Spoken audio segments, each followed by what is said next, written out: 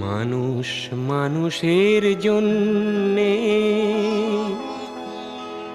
জীবন জীবনের জন্যে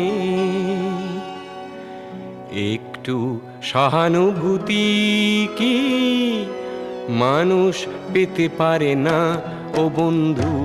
মানুষ মানুষের জন্যে, জীবন জীবনের জন্যে একটু সহানুভূতি কি মানুষ পেতে পারে না ও বন্ধু? মানুষ মানুষের জন্যে।